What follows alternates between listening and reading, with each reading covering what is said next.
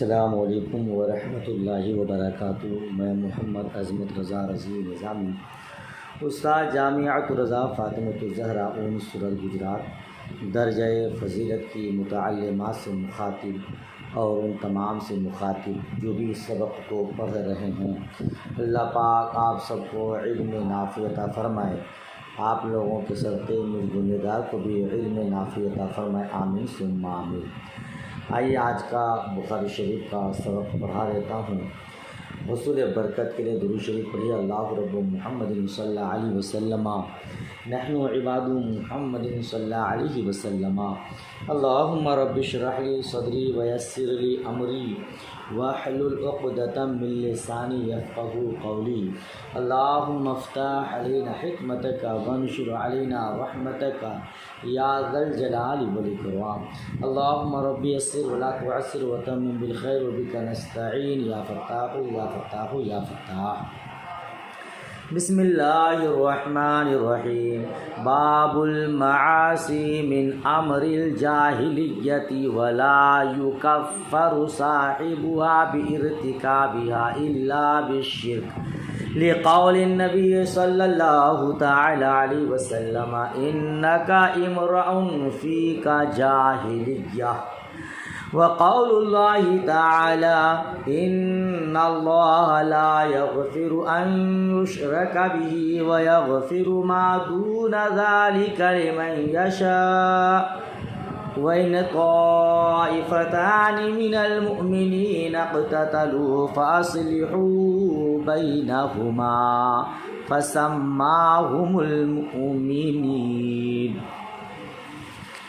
ہاں، یہ باب ہے کہ گناہ کرنا من امر الجاہلیہ، جاہلیت کا کام ہے۔ گناہ امر جاہلیہ ہے، معاصی جاہلیت کا کام ہے، اور یہ کہ اس کے ارتکاب کرنے والے کو کافر نہیں کہا جائے گا۔ اس کے ارتکاب کرنے والے کو جاہلیت جیسا کوئی کام کرے تو اس کام کرنے والے کو کافر نہیں کہا جائے گا الا بالشرک، مگر شرک کے سبب۔ ہاں، اگر کوئی جاہلیت جیسے شرک کو اختیار کر لیتا ہے، اس کا ارتکاب کر لیتا ہے، تو اسے پھر کافر کہا جائے گا، ٹھیک ہے نا؟ کیونکہ نبی علیہ السلام نے ارشاد فرمایا ہے، یا ایسا کہے گا نبی علیہ السلام کے اس قول کی وجہ سے، بے شک تو ایسا آدمی ہے جس میں جاہلیت ہے، اور اللہ تبارک و تعالیٰ کے اس قول کی وجہ سے، اس کو نہیں سمجھے، نبی علیہ السلام کے قول کی وجہ سے بے شک تو ایسا ہے جس میں جاہلیت ہے، یعنی حضور نے صحابی رسول کو کہا تم میں جاہلیت جیسی بات پائی جاتی ہے، جاہلیت جیسی خصلت پائی جاتی ہے، تو نبی علیہ السلام نے صاحب ایمان کو کہا کہ تم میں جاہلیت پائی جاتی ہے، تو معلوم یہ ہوا کہ جاہلیت جیسی خصلت یا اس کی عادت کسی کے اندر پائی جائے تو اسے کافر نہیں کہا جائے گا بغیر شرک کے، ٹھیک ہے نا؟ اور اللہ تبارک و تعالیٰ کا ارشاد ہے، بے شک اللہ تبارک و تعالیٰ نہیں مغفرت فرمائے گا، ان اللہ لا یغفر، بے شک اللہ تبارک و تعالیٰ مغفرت نہیں فرمائے گا جس کو ان یشرک بھی، کہ اس کے ساتھ شرک کیا جائے۔ اللہ کے ساتھ جو کسی چیز کو شریک ٹھہرائے، اس شریک ٹھہرانے والے کو نہیں بخشے گا، وَيَغْفِرُ مَا دُونَ ذَلِكَ، اور اس کے علاوے کو بخش دے گا، لمن یشاء، جسے چاہے۔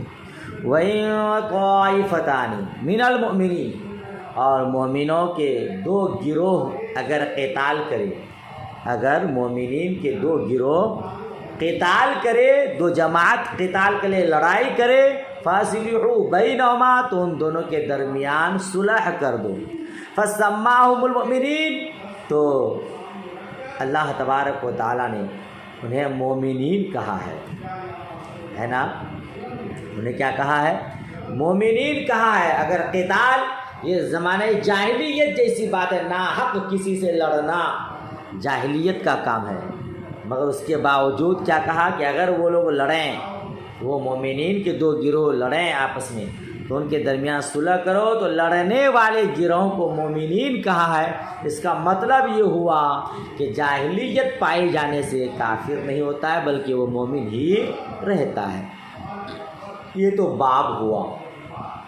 اب امام بخاری علیہ رحمہ دیکھیے اسی مطابق حدیث مبارک بیان فرماتے ہیں، حدثنا عبد الرحمن بن المبارک قال حدثنا حماد بن زید قال حدثنا ایوب ویونس عن الحسن عن الاحنف بن قیس قال ذهبت لانصر هذا الرجل فلقيني ابو بکرہ قال أين تريد؟ قلت أنصر هذا الرجل قال ارجع فإني سمعت رسول الله صلى الله تعالى عليه وسلم يقول إذا التقى المسلمان بسيفيهما فالقاتل والمقتول في النار. قلت يا رسول الله صلى الله تعالى عليه وسلم هذا القاتل فما بال المقتول؟ قال إنه كان حريصا على قتل صاحبه. آخری روایت سے آپ ترجمہ کیجئے۔ حضرت احنف بن قیس رضی اللہ تعالی عنہ سے روایت، قال انہوں نے کہا میں ایک شخص کی مدد کے لیے چلا، لانصر هذا الرجل، ذهبت تو میں چلا، میں گیا، لانصر هذا الرجل کہ میں اس آدمی کی مدد کروں، یا سلیس ترجمہ میں اس آدمی کی مدد کے لیے چلا۔ فلاقینی ابو بکرہ، مجھ سے ابو بکرہ کی ملاقات ہوئی، تو مجھ سے ابو بکرہ کی ملاقات ہوئی، مجھ سے ابو بکرہ ملے۔ فقال این ترید، انہوں نے کہا کہ کہاں کا ارادہ ہے؟ جی کہاں چل رہے ہو، کہاں جانے کا ارادہ ہے، کہاں کا ارادہ ہے؟ قلت انصر هذا الرجل، اس آدمی کی مدد کے لیے جا رہا ہوں۔ میں نے کہا اس آدمی کی مدد کے لیے جا رہا ہوں، یعنی اس آدمی کی مدد کرنے کا ارادہ ہے۔ قال ارجع، تو حضرت ابو بکرہ نے کہا کہ لوٹ جاؤ۔ فإني سمعت رسول اللہ، کیونکہ میں نے رسول اللہ صلی اللہ تعالی علیہ وسلم کو فرماتے ہوئے سنا ہے، جب دو مسلمان آپس میں اپنے تلواروں سے لڑیں تو قاتل اور مقتول جہنم میں ہے۔ یہ کیا کہا انہوں نے؟ میں نے رسول اللہ صلی اللہ تعالی علیہ وسلم کو فرماتے ہوئے سنا، جب دو مسلمان آپس میں اپنی تلواریں لے کر لڑیں تو قاتل مقتول دونوں دوزخی ہیں، دوزخ میں جہنمی ہیں۔ قلت یا رسول اللہ، میں نے عرض کیا اے اللہ کے رسول صلی اللہ تعالی علیہ وسلم، قاتل تو جہنمی ہوگا مگر مقتول کیوں ہوگا؟ حاضر قاتل، قاتل قتل کرنے والا جہنمی ہوگا، فما بال المقتول، مقتول کا کیا، یعنی مقتول کیوں جہنمی ہوگا، وہ کیسے جہنم میں جائے گا؟ قال انہو کان حریصا علی قتل صاحبی، حضور نے ارشاد فرمایا کیونکہ وہ اپنے ساتھی کے قتل کا لالچی تھا۔ ٹھیک ہے، اور اس کا اگر سلیس ترجمہ لگائیں تو آپ یہ کہیے گا کہ مقتول اس لیے جہنمی ہوگا کہ وہ اپنے مد مقابل کو قتل کرنے کا پکا ارادہ رکھتا تھا، پختہ ارادہ رکھتا تھا۔ سمجھ رہے ہیں آپ؟ باب تھا کہ جب دو مومنین کے گروہ قتال کریں ان کے درمیان صلح کرو، ٹھیک ہے، اور حدیث بھی اسی مطابق لایا۔ حدیث کو باب سے مطابقت کہاں سے؟ اذا التقى المسلمان بسیفہما، ٹھیک ہے نا، اس حدیث کی ٹکڑے کو باب سے مناسبت ہے۔ یہ روایت حضرت احنف بن قیس رضی اللہ تعالی عنہ سے ہیں۔ یہ احنف بن قیس کون ہے؟ یاد رکھیے گا، یہ تابعی ہیں، ان کا اصل نام ضحاک یا صخرہ ہے اور کنیت ابو بحر ہے۔ احنف کے ساتھ ہی یہ مشہور ہے، ٹھیک ہے نا۔ احنف کے معنی ٹیڑھے پاؤں والا، یا وہ شخص جس کا پاؤں مڑا ہو اور وہ پاؤں کی پیٹھ کے بل چلتا ہو۔ اللہ پاک حفاظت فرمائے، ایسے بھی لوگ دیکھے جاتے ہیں پاؤں اس کا پلٹ گیا ہے اور پاؤں کی پیٹھ کے بل وہ چلتا ہے۔ تو احنف کا چونکہ یہی معنی ہے، شاید ان کے اندر یہ بات تھی، اسی لیے ان کو احنف کہا جاتا ہے اور وہ انہی سے مشہور ہو گئے۔ ان کا اصل نام حالانکہ ضحاک یا صخرہ ہے نا. انہیں نبی مکرم صلی اللہ تعالی علیہ وسلم کا زمانہ ملا اور اسی عہد میں مسلمان بھی ہوئے، لیکن زیارت سے محروم رہے، اسی لیے وہ صحابی نہیں ہو پائے. ملاقات حضور صلی اللہ تعالی علیہ وسلم سے نہیں ہو پائی، اسی لیے وہ تابعی ہیں. حضرت فاروق اعظم رضی اللہ تعالی عنہ کی بارگاہ میں حاضر ہوئے ہے نا، اور کیا کہتے کہ حضرت عمر، حضرت علی، عباس رضی اللہ تعالی عنہ صحابہ سے حدیث سنی. ان سے امام حسن بصری وغیرہ نے حضرت عبداللہ بن زبیر رضی اللہ تعالی عنہ کی خلافت میں 67 ہجری میں کوفے میں وہ سال ہوا. تو یہ حضور کے زمانے ہی میں مسلمان ہو چکے تھے، مگر ملاقات اور زیارت سے محروم تھے، اس لیے وہ صحابی نہیں ہو پائے. اور صحابہ کرام سے ان کی ملاقات ہوئی. فاروق اعظم رضی اللہ تعالی عنہ کی بارگاہ میں حاضر تھے، وہ آپ تابعی ہیں. تو آپ فرماتے ہیں کہ میں ایک آدمی کی ملاقات کے لیے گیا، لِأَنْصُرَ حَاذَا الرَّجُلَ، میں اس آدمی کی، حاضر رجل سے کون مراد ہے؟ تو آپ کے حاشیہ 7 میں دیا ہے یعنی علی ابن ابی طالب. ٹھیک ہے، حضرت علی ابن ابی طالب رضی اللہ تعالی عنہ کی مدد کے لیے گیا. وقع فی روایت اسماعیل یعنی علی جی، ووقع للبخاری فی الفتن ارید نصرت ابن عم رسول اللہ صلی اللہ علیہ وسلم. قال الکرمانی وقیل یعنی عثمان رضی اللہ عنہ، حاشیہ 7 میں، کہ اسی بخاری شریف میں کتاب الفتن میں حاضر رجل کی جگہ کہا یعنی علی. تو وہاں صاف ظاہر ہے کہ حاضر رجل سے مراد حضرت علی رضی اللہ تعالی عنہ ہیں. کتاب الفتن میں امام بخاری علیہ رحمہ نے حاضر رجل کے ابن عم رسول اللہ صلی اللہ تعالی علیہ وسلم بیان فرمایا ہے. ٹھیک ہے نا. اور حضرت اسماعیل کی روایت میں یعنی علی موجود ہے، حاشیہ 7. تو یہاں حاضر رجل سے مراد حضرت علی رضی اللہ تعالی عنہ ہے. یہ جنگ جمل کا واقعہ ہے کہ حضرت احنف بن قیس حضرت علی کرم اللہ وجہ الکریم کی مدد کے لیے چلے، ان کا ساتھ دینے کے لیے چلے، مگر اتفاق سے ابو بکرہ کی ملاقات ہوئی. ابو بکرہ یہ کنیت ہے، آپ کا نام نوفع ہے یا مسروح ہے. یہ طائف کے باشندے تھے. ٹھیک ہے، یہ طائف کے باشندہ تھے. تو ان کو ابو بکرہ کیوں کہا جاتا ہے؟ چونکہ جب مصطفیٰ جان رحمت صلی اللہ تعالی علیہ وسلم نے طائف کا محاصرہ فرمایا، گھیراؤ فرمایا، اور یہ اعلان کر دیا جو غلام میرے پاس آ جائے گا وہ آزاد ہے، تو حضرت ابو بکرہ یہ چرخی کے ذریعے نیچے اترے. تو چرخی کو عربی میں بکرہ کہتے ہیں. اسی بنیاد پر حضور نے ان کی کنیت ابو بکرہ رکھی. سمجھ رہے ہیں؟ پھر جس طرح حضور نے اعلان فرمایا تھا اس مطابق چونکہ وہ آ گیا حضور کے پاس، تو حضور نے ان کو آزاد بھی کر دیا تھا جی. لیکن آزادی میں ان کو وہ مزہ نہیں جو مصطفیٰ جان رحمت کی غلامی میں ملا. اسی لیے پوری عمر مصطفیٰ جان رحمت صلی اللہ تعالی علیہ وسلم کی بارگاہ میں گزار دی، خدمت میں گزار دی. کبار صحابہ میں ان کا شمار ہے جی. سن 52 ہجری میں وفات پائی. ان سے 132 حدیث مروی ہیں، 132 احادیث مبارکہ مروی ہیں ان سے ابو بکرہ رضی اللہ عنہ. بہرحال تو یہ ملاقات کے لیے چلے. تو ابو بکرہ رضی اللہ تعالی عنہ نے فرمایا کہاں کا ارادہ ہے، کہاں جا رہے ہو؟ کہ ان کی مدد کرنے کے لیے. تو آپ نے فرمایا کہ نہیں واپس ہو جاؤ، واپس ہو جاؤ. کیوں؟ کیونکہ حضرت ابو بکرہ رضی اللہ تعالی عنہ نے ظاہر حدیث کے اعتبار سے یہی سمجھا تھا کہ جب دو مسلمان لڑیں تو کسی کا ہاتھ کسی کا ساتھ نہیں دینا چاہیے، کسی کا ساتھ نہیں دینا چاہیے. کیوں؟ کیونکہ حضور صلی اللہ تعالی علیہ وسلم سے میں نے سنا کہ قاتل مقتول دونوں جہنمی میں. اب کسی کا ساتھ دو گے، قاتل کا دو گے تو بھی جہنمی ہو جاؤ گے، یعنی جہنمی کا ساتھ دینا بھی جہنمی جیسا کام ہے. اسی لیے ابو بکرہ رضی اللہ تعالی عنہ نے حضرت احنف بن قیس رضی اللہ تعالی عنہ کو منع فرما دیا. ٹھیک ہے. تو کیا کہتے ہیں کہ حضرت احنف جنگ جمل میں شریک نہیں ہوئے.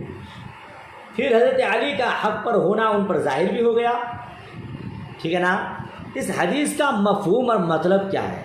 اس سے مراد یہ ہے کہ جب دو مسلمان ناحق لڑیں، آپس میں لڑنے کا کوئی شرعی جواز نہ ہو، قاتل کے پاس بھی اور مقتول کے پاس بھی، سمجھ رہے ہیں، نہ قاتل کے پاس کوئی جواز کی شرعی وجہ ہے اور نہ مقتول کے پاس، گویا کہ ناجائز طور پر، ناحق طور پر لڑ رہے ہیں، تو اب ان لڑنے والوں کا اجر یہ کہ وہ گنہگار ہوگا اور وہ جہنمی ہوگا. ٹھیک ہے نا. لیکن اگر کوئی شرعی جواز کی وجہ ہو، وہ شریعت کے حق کی بنیاد پر لڑیں، تو پھر وہ لوگ جہنمی نہیں ہوں گے، وہ لوگ گنہگار نہیں ہوں گے. جیسا کہ جنگ جمل اور صفین میں تھا. حضرت عائشہ صدیقہ رضی اللہ تعالی عنہ اور حضرت امیر معاویہ رضی اللہ تعالی عنہ کے نے اپنے اجتہاد سے لڑائی کو ضروری جانا. حضرت علی رضی اللہ تعالی عنہ نے اپنے اجتہاد پر عمل فرمایا. اگرچہ باجماع اہل سنت حضرت علی رضی اللہ تعالی عنہ حق پر تھے اور ان کے شرکاء نے خطائے اجتہادی کی، لیکن آپ جانتے ہیں کہ مجتہد سے اگر خطائے اجتہادی واقع ہو تب بھی اسے اور ان کے ماننے والوں کو 1 گنا ثواب ملتا ہے نا. تو صحابہ کرام کے آپس میں جو جھگڑے ہوئے، اختلافات ہوئے، ان کے متعلق ہمیں کلام کرنے سے منع فرمایا گیا ہے. اللہ عز و جل نے تمام صحابہ کرام کے لیے فرمایا وَكُلًّا وَعَدَ اللَّهُ الْحُسْنَى، سورہ نساء آیت نمبر 95. اور اللہ نے سب سے بھلائی کا وعدہ فرما لیا ہے. اور پھر ارشاد ہے رضی اللہ عنہم ورضوا عنہ سورہ توبہ میں کہ اللہ ان سے راضی ہوا اور وہ اللہ سے راضی ہوئے. کہ ایک جگہ متعدد مقامات میں صحابہ کرام کے بارے میں رب نے فرمایا ہے اللہ ان سے راضی اور وہ اللہ سے راضی. ٹھیک ہے نا. تو تمام صحابہ کرام حق پر ہیں. اگر ان کے آپس میں اجتہاد، اپنی خطۂ اجتہادی کی وجہ سے کوئی جنگ ہوا ہے، لڑائی ہوئی ہے، اختلافات ہوئے ہیں، تو ہمیں ان کے متعلق کلام نہیں کرنا چاہیے. وہ سب حق پر ہیں اور اجتہاد میں غلطی کی وجہ سے، خطا کی وجہ سے شاید جنگ ہو گیا ہو، لیکن مجتہد اگر خطا بھی کر جاتا ہے تب بھی ثواب. ٹھیک ہے نا. چونکہ صحابہ کرام جو آپس میں لڑے یا اختلافات ہوئے ان کے درمیان تو نفسانیت اور دنیا داری کی وجہ سے نہیں، جو بھی اختلاف ہوا اجتہاد میں خطا کی وجہ سے ہوا. سمجھ شریف میں بات آ رہی ہے، لہذا انہیں ہم کچھ نہیں کہہ سکتے. ٹھیک ہے نا. اچھا، آپ نے مسلم شریف کی حدیث پڑھا ہے یا ابھی پڑھیں گے؟ مصطفیٰ حدیث قدسی ہے. مصطفیٰ جان رحمت صلی اللہ تعالی علیہ وسلم ارشاد فرماتے ہیں جب میرا بندہ، رب فرماتا ہے میرا بندہ کسی نیکی کا ارادہ کرے تو اس کے نامہ اعمال میں 1 نیکی لکھ دو، جب تک کہ وہ کیا نہیں، اور جب کر لے تو 10 گنا اجر لکھا جاتا ہے. لیکن جب گناہ کا ارادہ کرے تو رب فرماتا ہے فرشتوں اس کو بھی نہیں لکھو جب تک کہ میرا بندہ کر نہ لے. ٹھیک ہے نا. اور یہاں کیا ہوا ہے کہ جب قاتل اور مقتول لڑیں تو مقتول تو خیر، قاتل تو خیر جہنمی ہے ہی، مقتول بھی جہنمی. جب حضرت ابو بکرہ نے عرض کیا یا رسول اللہ کیوں، تو حضور نے ارشاد فرمایا چونکہ مقتول اپنے مد مقابل کے قتل کا ارادہ رکھتا تھا، لالچی تھا. ٹھیک ہے نا. تو اب اسی لیے مقتول، حالانکہ حدیث قدسی میں ارادہ کرنے سے گناہ نہیں لکھا جاتا ہے، یہاں تو خالی اس کا ارادہ تھا نا، کیا تو نہیں تھا. مقتول نے قاتل کو تو قتل کیا نہیں تھا، پھر اسے کیوں گناہ ملے گا؟ تو یاد رکھیے گا خالی محض ارادہ ہو تو گناہ نہیں، لیکن جب گناہ کا پکا ارادہ ہو، عزم مصمم ہو کرنا ہی کرنا ہے، تو پھر اس کے حق میں گناہ ہے. آپ کسی گناہ کا یا کوئی شخص کسی گناہ کا عزم مصمم کر لے، پکا ارادہ کر لے، وہ کرنا ہی ہے، اور موقع پائے گا تو کر ہی لے گا. تو پھر اس کے نامہ اعمال میں گناہ لکھا جائے گا۔ تو یہاں قاتل اور مقتول کو جو جہنمی قرار دیا گیا ہے یا کہ گنہگار قرار دیا ہے، اسی لیے کہ مقتول قاتل کے قتل کا پکا ارادہ رکھا تھا۔ یہ اور بات ہے کہ قاتل حاوی ہو گیا، غالب ہو گیا، اور مقتول مغلوب ہو گیا۔ اگر اسے موقع ملتا تو ضرور وہ قاتل کو قتل کرتا۔ سمجھ شریف میں بات آ رہی ہے؟ تو اگر کسی کام کا پکا ارادہ ہو جائے کرنا ہی کرنا ہے تو پھر اس کے لیے گناہ لکھ دیا جاتا ہے۔ سمجھ شریف میں بات آئی؟ باب کے مطابق حدیث اس لیے ہے کہ باب تھا کہ جب دو مومنین کے گروہ قتال کرے تو ان کے درمیان صلح کر دو، یعنی قتال کرنے والے مومن ہی رہتے ہیں، مسلمان ہی رہتے ہیں۔ آپ پہلے بھی جانتے ہیں کہ گناہ کبائر کا مرتکب ہمارے یہاں علماء جمہور کے یہاں کافر نہیں ہے نا؟ بے نمازی کافر نہیں، مسلمان ہے۔ سمجھ شریف بات آ رہی ہے؟ چلیے آگے بڑھیے۔ حدثنا سلیمان بن حرب قال حدثنا شعبة عن واصل الأحدب عن المعرور قال لقيت أبا ذر بالربزة وعلي حلة وعلى غلامي حلة فسألت عن ذلك فقال إني ساببت رجلا فعيرته بأمه فقال للنبي صلى الله تعالى عليه وسلم يا أبا ذر أعيرته بأمه إنك امرؤ فيك جاهلية إخوانكم وخولكم جعلهم الله تحت أيديكم فمن كان أخوه تحت يديه فليطعم مما يأكل وليلبس مما يلبس ولا تكلفوهم ما يغلبهم فإن كلفتموهم فأعينوهم۔ دیکھیے حضرت معرور رضی اللہ تعالی عنہ نے کہا، عن المعمور، حضرت معرور سے روایت، قال انہوں نے کہا، کیا کہا؟ لقیت ابا ذر بالربزۃ، میں نے ابو ذر رضی اللہ تعالی عنہ سے مقام ربزہ میں ملاقات کی۔ جی میں نے حضرت ابو ذر، یہ حضرت ابو ذر کون ہے؟ حضرت ابو ذر غفاری رضی اللہ تعالیٰ سے مقام ربزہ میں ملاقات کی، ٹھیک ہے نا؟ وعلی حلۃ، اور ان پر ایک لباس تھا، وعلی غلامی حلۃ، اور ویسا ہی لباس ان کے غلام پر تھا۔ ترجمہ سمجھ رہے ہیں؟ میں نے مقام ربزہ میں ابو ذر غفاری سے ملاقات کی، وعلی حلۃ، نیچے لکھا ازار و رداء، تہبند اور چادر، میں نے ان پر ایک حلہ دیکھا، ایک لباس دیکھا، وعلی غلامی حلۃ، اور ان کے غلام پر بھی ویسا ہی لباس دیکھا، ٹھیک ہے نا؟ تو ان کے غلام پر بھی ویسا ہی لباس تھا۔ فسألتہ عن ذالک، تو میں نے اس متعلق پوچھا، نیچے لکھا ای تساوی فی الحلہ، یعنی آپ لوگ دونوں آقا اور غلام سیم لباس کیوں پہنے، ایک ہی طرح کا لباس کیوں پہنے؟ تو میں نے اس متعلق حضرت ابو ذر غفاری سے پوچھا، فقال انی ساببت رجلا، تو حضرت ابو ذر غفاری رضی اللہ تعالی عنہ نے بتایا، فرمایا میں نے ایک شخص کو گالی دی۔ کیا دیا؟ ساببت رجلا، نیچے لکھا ہے شاتم تو، ساببت کو نا شاتم تو، گالی دی، اور رجلا اوپر لکھا ہوا قولو یا ابن سودا، کیا گالی دیا؟ او کالی ماں کا بیٹا۔ حضرت ابو ذر نے ایک شخص کو ایک غلام کو گالی دی، گالی کیا تھی؟ وہ ایک کالی ماں کا بیٹا۔ فَعَيَّرْتُ بِأُمِّهِ، آگے تفسیر فرماتے ہیں، تو میں نے اسے اس کی ماں سے آر دلایا۔ جی میں نے اس کو ان کی ماں سے آر دلایا، یعنی ان کی ماں کا نام لے کے گویا کہ اس کو کچھ کہا، وہ کالی ماں کا بیٹا۔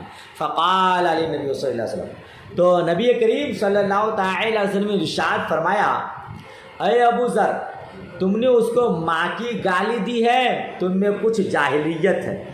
انک امرؤ فیک جاہلیہ، تم نے ان کو اس کی ماں کی گالی دی ہے، تم میں کچھ جاہلیت ہے۔ یاد رکھو اخوانکم خولکم، تمہارے خدام، تمہارے غلام تمہارے بھائی ہیں۔ جعلہم اللہ تحت ایدیکم، اللہ تعالیٰ نے ان کو تمہارے ماتحت کر دیا۔ اور یاد رکھو جن کے ماتحت اس کا کوئی بھائی ہو تو اسے چاہیے کہ جو خود کھائے ویسا ہی اسے کھلائے، اور جیسا پہنے ویسا ہی اسے پہنائے۔ ان کو ایسا کام نہ دو جو ان کی طاقت سے زیادہ ہو، اور اگر ایسا کام دو تو ان کی مدد کرو۔ سبحان اللہ، سبحان اللہ۔ اللہ پاک سب کو اس پر عمل کی توفیق رفیق عطا فرمائے۔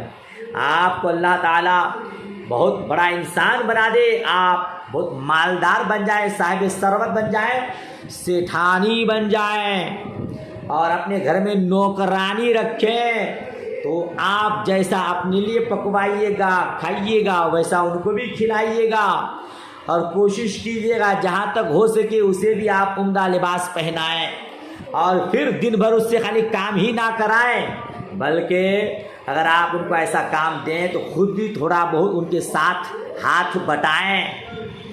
سمجھ رہے نا؟ یہی تعلیم مصطفیٰ صلی اللہ تعالی علیہ وسلم ہے۔ یہ روایت کن سے ہے؟ حضرت معرور سے۔ اور کن سے ان کی ملاقات ہوئی؟ حضرت ابو ذر سے۔ یہ حضرت ابو ذر کون ہے؟ یہ حضرت ابو ذر غفاری رضی اللہ تعالیٰ عنہ بدوی قبیلے کے فرد ہیں، بنی غفار کے فرد ہیں۔ اچھا، بعض لوگ اس کو میں نے سنا کہ ابو ذر غفاری بولتے ہیں۔ یاد رکھیے گا یہ غفار کی طرف منسوب نہیں ہے بلکہ غفار کی طرف منسوب ہے۔ حضرت ابو ذر بنی غفار کے رہنے والے تھے، اسی لیے ان کو غفاری کہا جاتا ہے۔ سمجھ شریف بات آ رہی ہے؟ غفاری نہیں بولیے گا۔ تو حضرت ابو ذر غفاری رضی اللہ عنہ، ٹھیک ہے نا؟ ابو ذر یہ تو کنیت ہے نا، جس کے شروع میں ابن آئے، ابو آئے، اب آئے، یہ کنیت کہلاتے ہیں۔ تو ان کا اصل نام کیا ہے؟ ان کا اصل نام جندب یا جندب یا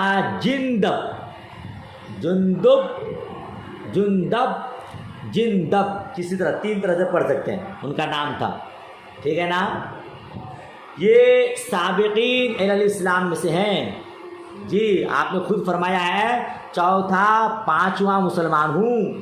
مکہ معظمہ میں حاضر ہو کر اسلام سے مشرف ہوئے، پھر اپنے قبیلے میں واپس چلے گئے، غزوہ خندق کے بعد مدینہ طیبہ حاضر ہوئے، اور پھر مصطفیٰ جان رحمت صلی اللہ تعالی علیہ وسلم کے وصال مبارک تک آپ کی خدمت میں حاضر رہے۔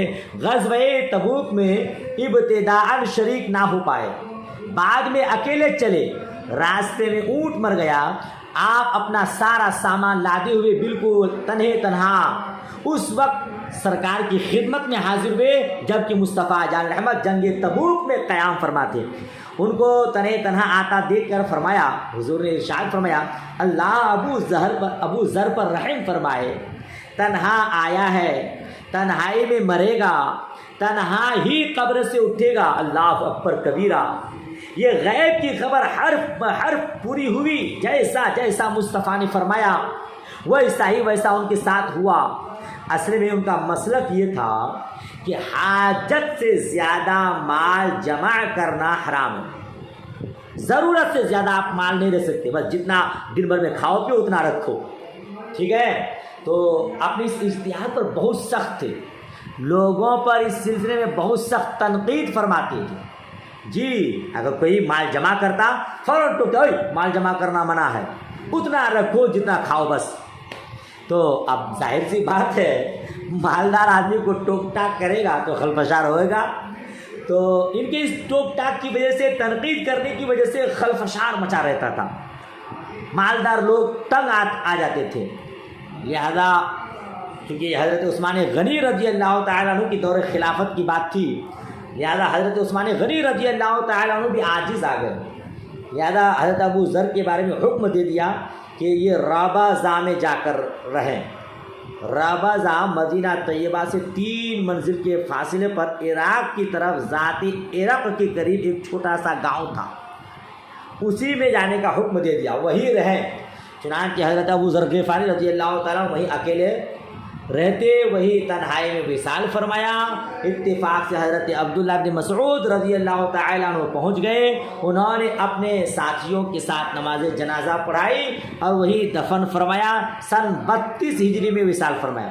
ان سے 281 حدیثیں مروی ہیں، 281 حدیثیں مروی ہیں۔ سب بخاری شریف مسلم شریف میں نہیں ہے، بلکہ احادیث کی دوسری کتابوں میں بھی حدیثیں موجود ہیں۔ تو مصطفیٰ کریم نے حضرت ابو ذر غفاری رضی اللہ تعالیٰ عنہ کے بارے میں جیسا فرمایا، تنہا آیا، تنہائی میں رہے گا، تنہائی مرے گا، قبر میں تنہائی اٹھے گا، یہ سب تو ہو گیا، بس باقی ہے کہ قبر میں تنہا اٹھے گا، وہ بھی ہوگا، ہے نا۔ سرکار مصطفیٰ جان رحمت، تبھی تو سرکار حضور اعلیٰ حضرت رضی اللہ تعالیٰ عنہ فرماتے ہیں، اور کوئی غیب کیا تم سے نہا ہو بھلا، جب نہ خدا ہی چھپا تم پہ کروڑوں درود۔ بہرحال یہ حضرت ابو ذر غفاری رضی اللہ تعالیٰ عنہ ہیں۔ حضرت کہتے ہیں معرور کہ ابو ذر سے ملاقات ہوئی مقام ربضہ میں، تو ان پر ایک چادر تھی، ایک لباس تھا، ویسا لباس ان کے غلام پر بھی تھا۔ حلہ کہتے ہیں چادر اور تہبند دونوں کے مجموعہ کو، لکھا نا بنا ستر ازار و ردا، ازار تہبند، ردا چادر، اس کے مجموعہ کو کہتے ہیں حلہ، ٹھیک ہے نا۔ یہاں سابب تو ہے، یہ سابب تو سبب تو کے معنی میں ہے، یعنی میں نے برا کہا، اور نیچے لکھا شاتم تو بین ستر میں گالی دیا، وہی برا کہا، ٹھیک ہے نا۔ تو اسی بخاری شریف میں کتاب الادب باب ما ینہی عن السباب واللعن میں اس حدیث کا اگلا حصہ یوں ہے، یہاں پہ اتنا ہی ہے، مکمل حدیث کتاب الادب میں ہے۔ حضرت معرور نے کہا میں نے دیکھا کہ ان پر ایک چادر تھی اور ان کے غلام پر بھی ایک چادر تھی، تو میں نے کہا اگر آپ غلام کی چادر لے کر پہن لیتے تو پورا جوڑا ہو جاتا، غلام کو کوئی اور کپڑا دے دیتے۔ تو حضرت ابو ذر غفاری نے فرمایا میرے اور ایک شخص کے درمیان، ایک غلام کے درمیان تیز کلامی ہو گئی، بحث ہو گئی، ٹھیک ہے۔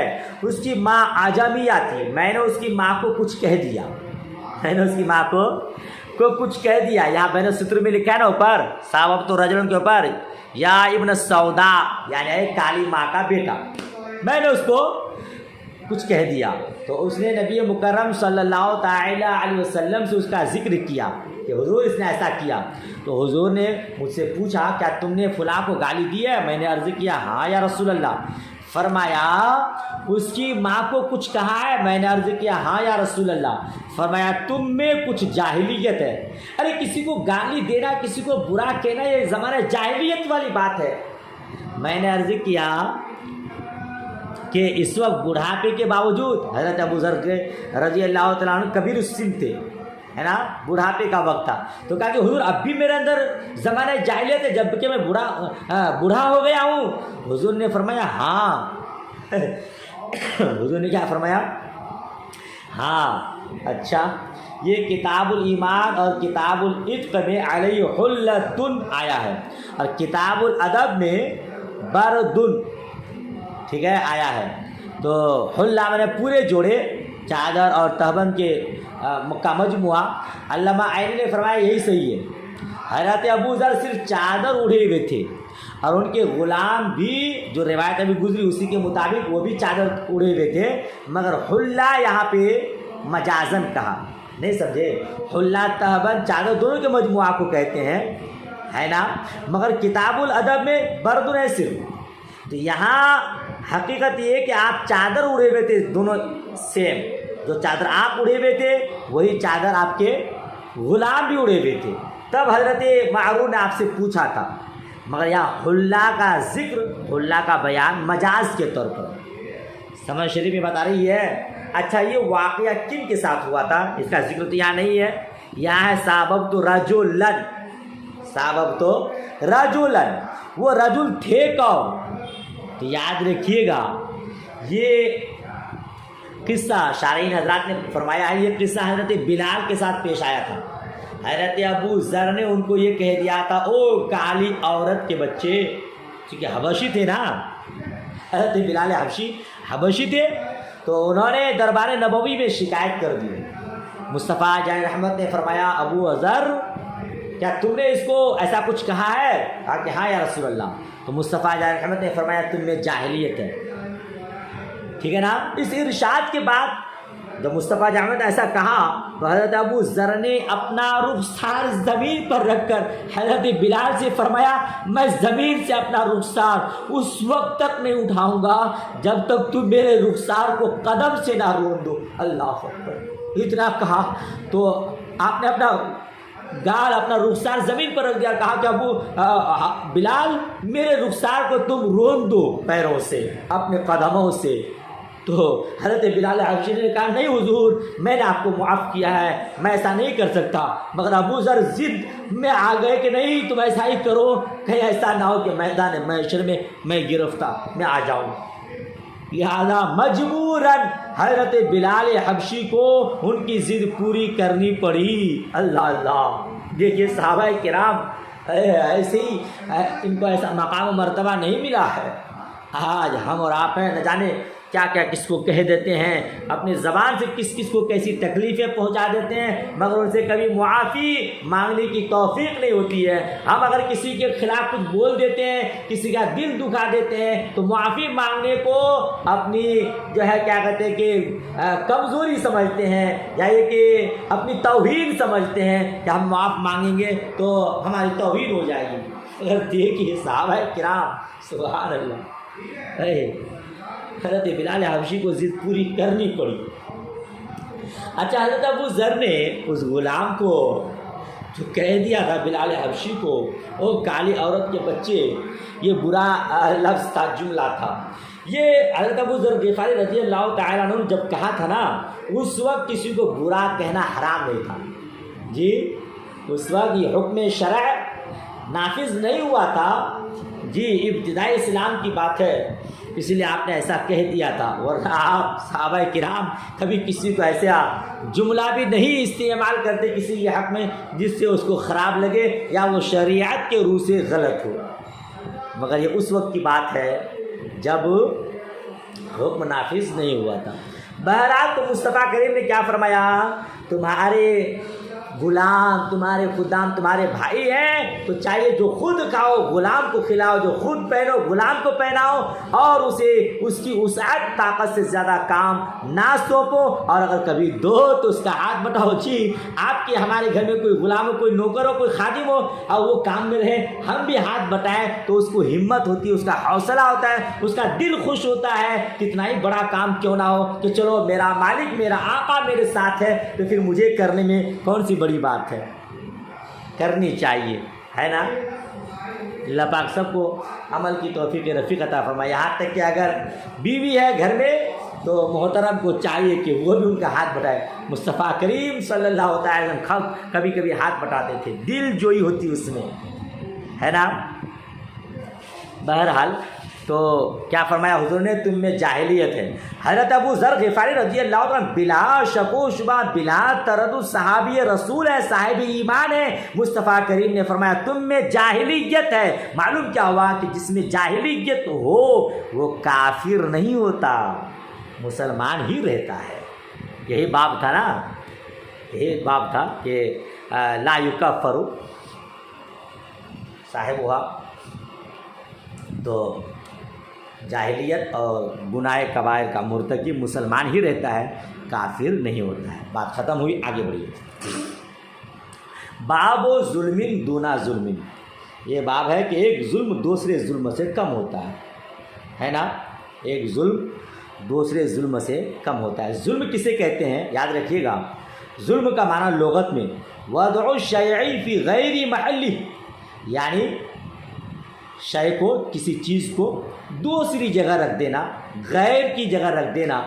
جو جس جگہ کا ہے اس چیز کو اسی جگہ پہ رکھنا چاہیے. مان لیجیے سر پہ ٹوپی سر پہ رکھنے کی جگہ ہے, اس کو کوئی نیچے رکھے پیر پہ, یہ ظلم ہے. چپل پیر میں رکھنے کی جگہ اس کو سر پہ رکھے, یہ ظلم ہے. سمجھ بات آ رہی ہے. وضع الشیء فی غیر محلی, یعنی جس چیز کی جگہ جو ہو اس کے بجائے دوسری جگہ رکھ دینا. عرف میں ظلم کا اطلاق ستانے اور ناحق مال لینے پر ہوتا ہے نا. قرآن و حدیث میں اس کا اطلاق ہر گناہ پر ہوا ہے. اور کفر و شرک پر بھی، ٹھیک ہے، کفر و شرک پر بھی ظلم کا اطلاق ہوا ہے۔ چلیے آگے بڑھیے۔ حدثنا ابو الولید قال حدثنا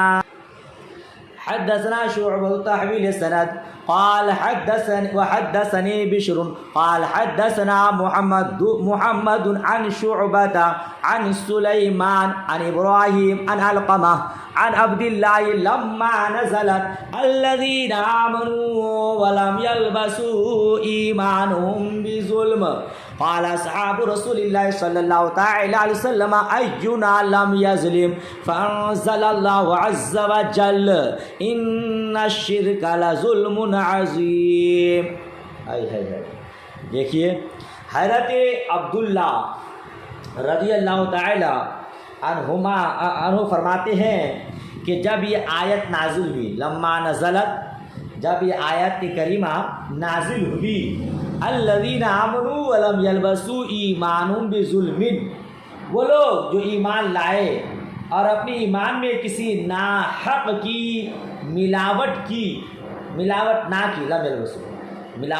نہ کی، انہی کے لیے امن ہے، انہی کے لیے الذین آمنوا ولم یلبسوا ایمانہم بظلم، کہ جو لوگ ایمان لائے اور اپنے ایمان کے ساتھ کسی ظلم کو شامل نہیں کیے، نہیں ملائے، تو انہی کے لیے امن ہے۔ اصل میں پوری آیت اس طرح ہے، الذین آمنوا ولم یلبسوا ایمانہم بظلم اولئک لہم الامن وہم مہتدون، جو ایمان لائے اور اپنے ایمان کی ظلم سے آمیزش نہیں کی، انہی لوگوں کے لیے امن ہے اور وہی ہدایت یافتہ ہیں۔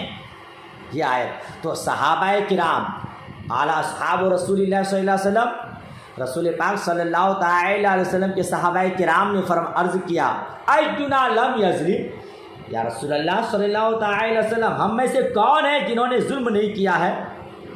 تو اس پر اللہ تبارک و تعالیٰ نے ارشاد فرمایا، اللہ عز و جل نے یہ آیت کریمہ نازل فرمایا، ان الشرک لظلم عظیم، بے شک شرک ظلم عظیم ہے۔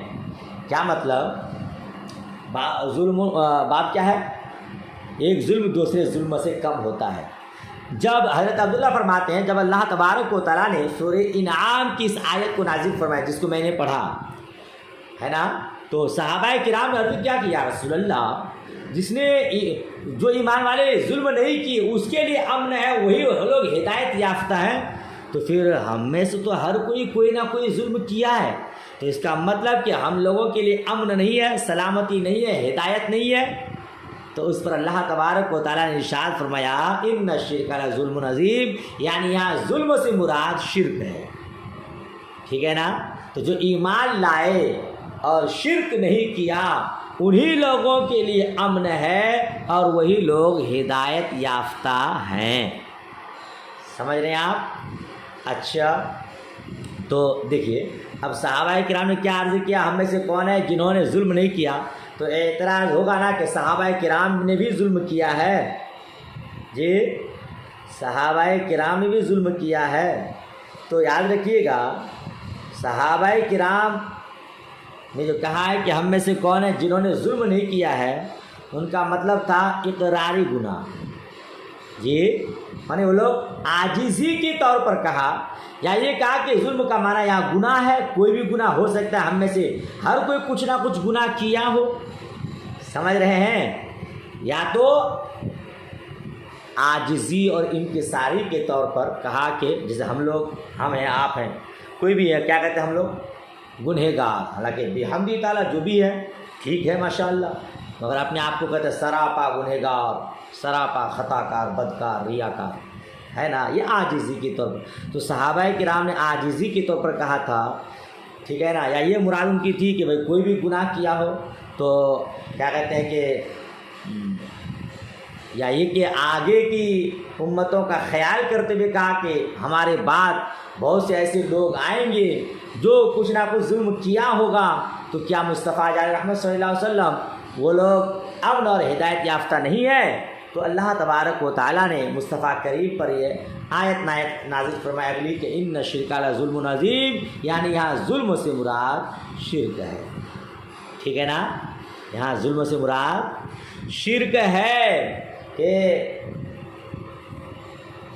اللہ تبارک و تعالیٰ نے مصطفیٰ کریم سے فرمایا ان سے کہہ دو یہاں ظلم سے مراد اعلیٰ قسم شرک ہے۔ کیا تم نے لقمان کا یہ قول نہیں سنا؟ ان الشرک لظلم عظیم، بے شک شرک ظلم عظیم ہے۔ سمجھ شریف میں بات آئی؟ چلیے اس کو یاد کریے گا، آگے بڑھتے ہیں۔ باب علامت المنافق قال حدثنا سليمان أبو الربيع قال حدثنا إسماعيل بن جعفر قال حدثنا نافع بن مالك بن أبي عامر أبو سهيل عن أبي هريرة رضي الله تعالى عن النبي صلى الله تعالى عليه وسلم قال آية المنافق ثلاث إذا حدث كذب وإذا وعد أخلف وإذا اؤتمن خان۔ حضرت ابو ہریرہ رضی اللہ تعالی عنہ سے روایت ہے، نبی کریم صلی اللہ تعالی علیہ وسلم نے ارشاد فرمایا کہ منافق کی نشانیاں تین ہیں۔ منافق کی نشانیاں تین ہیں۔ اذا حدث کذب، جب بات کرے جھوٹ بولے، وَإِذَا وَعَدَ أَخْلَفَ، جب وعدہ کرے وعدہ خلافی کرے، اور جب وَإِذَا اؤْتُمِنَ خَانَ، اور جب اس کے پاس امانت رکھی جائے خیانت کرے۔ یہ منافق کی علامت ہے، یاد رکھیے گا۔